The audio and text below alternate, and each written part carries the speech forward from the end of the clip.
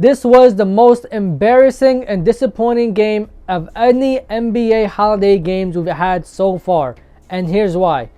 First of all, to come out here on MLK Day when you know everybody's at home watching, and I know the inauguration was going on and but NBA games, the great ones at least, the ones that were supposed to be national television, the ones that were supposed to be entertaining and just supposed to be like so up tempo and everybody was supposed to tune into and had all the star power, happened after. So you know everybody's there and the performance was so weak, and I kind of blame the NBA and I kind of don't, and here's why. First, the Mavericks go up against the Hornets.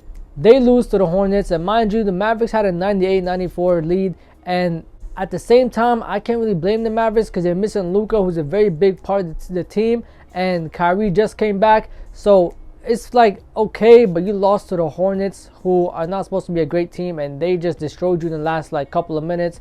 Then we had the Timberwolves go up against the Grizzlies, and this game was so great second half, but the first half, I don't know what the Grizzlies were doing. You come out here first half, Grizzlies are down. I mean, at the end of the first half, they were down 54-37, and the Timberwolves were just dominating. Anthony Edwards came out performing, and the Timberwolves will have nights like this where they come out first half and they're playing so great and they are looking unstoppable, and Edwards making all his shots. But I come to realize a pattern.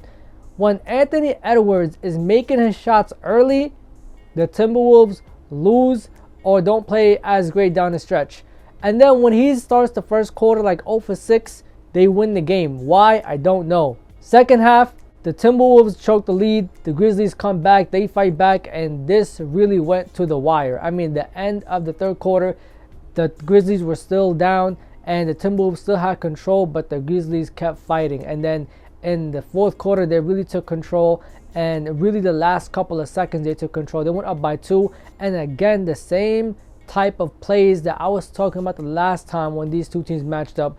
Edwards for the 3 when it's a game-winning shot is not a great look yesterday. It was not a great play that they drew up, and I would have most rather him to just go to the basket and score at the basket, even if there's a defender there, even if they show 2 bodies. I would have rather him with 5 seconds left to go into the paint, make a play, do something other than a 3, because that was not how you win this game, and that's exactly why they lost it. Dumb plays like that and just not being efficient when it comes to game-winning possessions with the last couple of seconds. Grizzlies came out here, performed. Ja had his normal numbers. Desmond Bane went crazy, and then Triple J had 24 and 10, a double-double, and we're just over. The Celtics go up against the Warriors, and honestly, there's not much to say about the Warriors. I mean, I've said it before. They need to choose a direction. Either you're going to go trade for young guys and you're going to go on just straight, with your young guys and see how they develop, or you're going to try to go trade and get a player like a Jimmy Butler and try to win one more chip with Steph Curry, which I don't think is going to happen. But for the Celtics, there's nights like this where they come out here and they perform and they play great and they destroy teams and win by 40 points. And then there's nights where they go up against the Hawks, who, mind you, have been a good team this year, might be a sleeper in the playoffs, but they lose to them.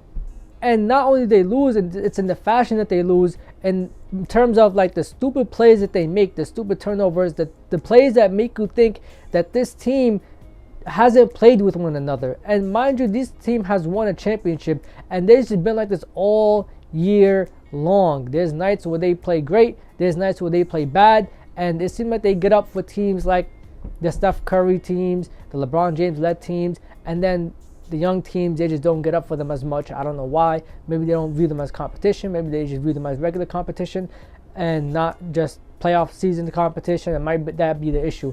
And at the same time, they did have Porzingis back yesterday, so that is obviously a big difference. Even though he had a bad offensive game, he still performed, he still went crazy, and he was there defensively, and he impacted the game in a lot of other ways.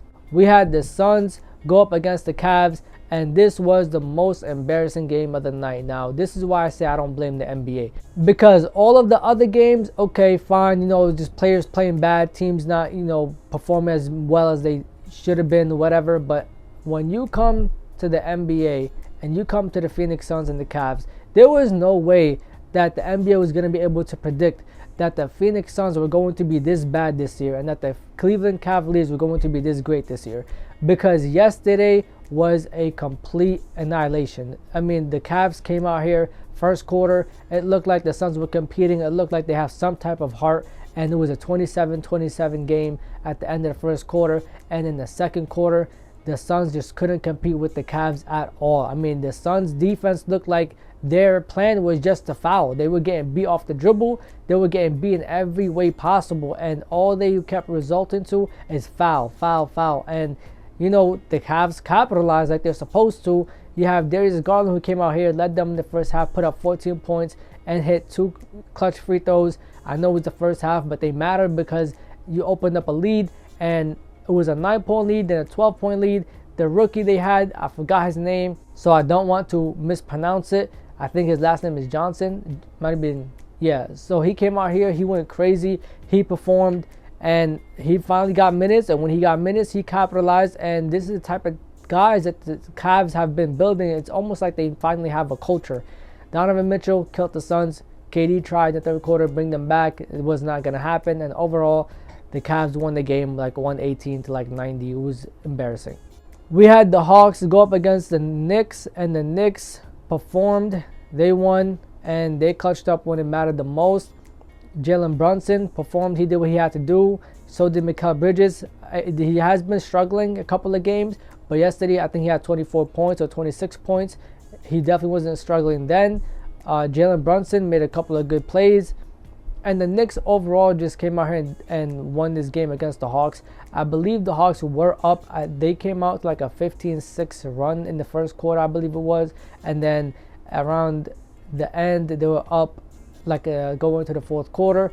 But then the Knicks eventually pulled out the win, and the Hawks just lost it all in the fourth quarter. And partially that's because the Knicks are just a better team, and the Hawks rely on Trae Young and Trae Young only. And if Trae Young can't pass the ball, if Trae Young can't make plays, if Trae Young can't score, you're going to lose. And it just comes with it, especially when you have that one star of the team.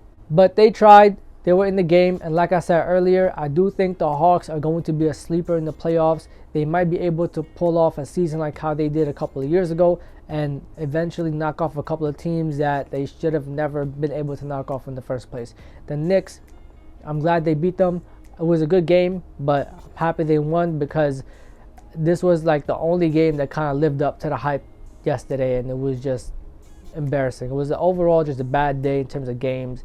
It was a day where I expected to be better scheduling, and we got to stop prioritizing just Christmas games because other holiday games do matter as well, especially if you want ad revenue. They do matter because everybody's tuning in. But anyways, yeah, thank you so much for coming out to the locker room. Thank you so much for watching. Like, comment, subscribe, and share. This is Real Talk with E. Safety.